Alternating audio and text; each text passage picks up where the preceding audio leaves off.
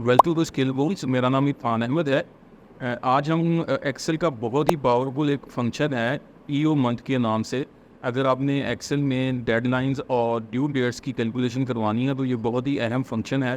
तो आज की इस वीडियो में हम कुछ एग्जांपल्स के जरिए इस फंक्शन को समझने की कोशिश करेंगे। तो चलते हैं वीडियो की तरफ। ये मेरे पास गिवन डेट्स हैं और अगला जो कॉलम है वो है मंथ्स का। मैं ये चाह रहा हूँ कि इन डेट में ये जो मंथ्स हैं ये ऐड हों और जो नई डेट बने उसका जो आखिरी एंड ऑफ मंथ है वो मुझे बताए। मंथ का यानी आखिरी जो डे है वो मुझे बताए। तो मैं यहाँ पे पास करूँगा ईओ मंथ का फंक्शन और इसका जो पहला आर्गूमेंट है वो है स्टार्ट डेट। तो ये मेरी जो गिवन डेट है ये स्टार्ट डेट होगी और ये वाले जो मंथ हैं ये मैंने इसे पास किया रेफरेंस और ब्रैकेट बंद की।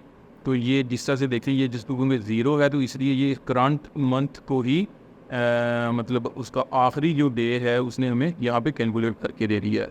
और इसे मैं नीचे कॉपी कर लेता हूँ।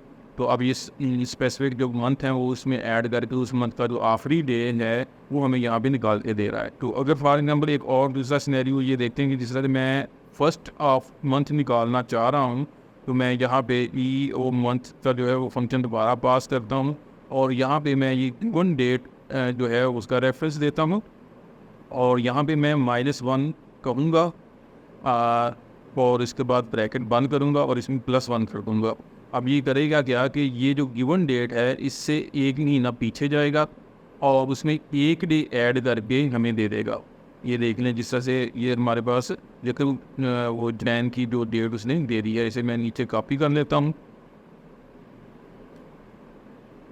ये तो इस तरह से उसने जो हमारी गिवन डेट थी उसके सबके फर्स्ट ऑफ मंथ जो था वो हमें निकाल के दे दिया है।